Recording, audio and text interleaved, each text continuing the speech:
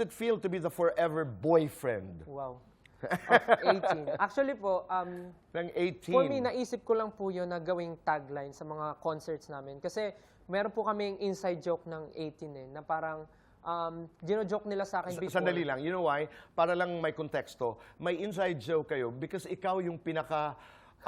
you're the most responsive to, yes, to 18. po. Ako yung pinakamakulit, nakikiusap sa kanila. Anyway, go on. So, meron pong one time na in-interview kami, hindi ko na po maalala kung anong interview. Tinanong ako kung meron akong girlfriend and sinabi ko wala.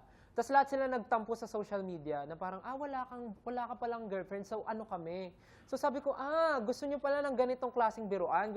Okay. So, ever since po, sabi ko, sige, dahil ganyan gusto nyo, ako na yung forever boyfriend nyo. So, sa mga post ko, sa lahat ng lines na sinasabi ko or mga spills ko sa concert namin, lagi ko silang ini-include na ako yung boyfriend nila. Which is, nakakatuwa kasi meron kaming ganong interaction. Pero, ano po yun, may boundaries pa din. Like, hindi talaga siya super sineseryoso ng 18. Natutuwa ako na meron kaming klaseng ganong connection po. That's right. Yeah. Kumbaga yun ang conversation ninyo. Yes po. Itatawid ko lang yun. Sa personal na buhay, are you single? Yes po. Okay. At least na itanong Pero ko. taken ng 18. Taken ng 18. Taken. Single but taken by 18. 18, yeah. Okay. Kwento. Ang BTS, may kwento to when they were training, na parang pareho kayo. Naghihiraman ng damit, ang daming pinagdaanan, di ba? They went through the ringer. They went through hard times, etc. Ngayon sa mga panahong ito that you have become very famous, Stel, at pag lahat naman, this is a celebrity business, this is a fame business, may mga panahon na hindi man dumating sa ulo, but it can overwhelm. Yes po. Sa mga panahon na ganito, anong karanasan ninyo bilang grupo ang inyong binabalikan para maibalik ang inyong mga paa sa lupa?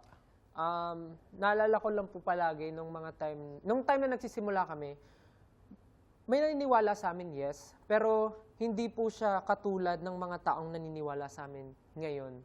Like, we have the support system before, pero hindi ka strong na ngayon.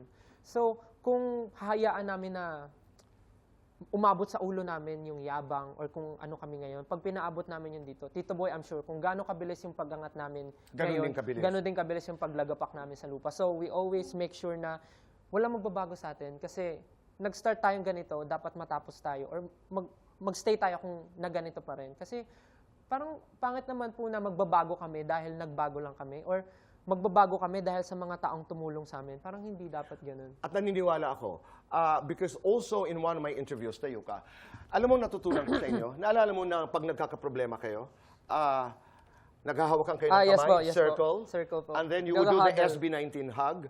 Alam niyo po ang kanilang ginagawa, lahat pag nagkakahawakan ng kamay, nagsasabihan lahat ng problema, Stel, ayoko yung ginawa mo sa kanina, hindi mo ko tinirhan ng ulam, masama ang loob ko sa'yo, di ba? Opo, pwede po.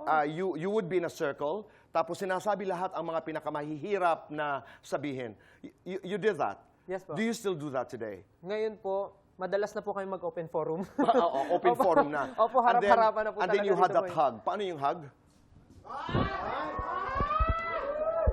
Sorry kung di kita natirahan ng ulam. Oo, totoo yan. At saka alam nyo, the last time I spoke to you, kayo yung nagsasabing, halimbawa, Ken, Pablo, I love you.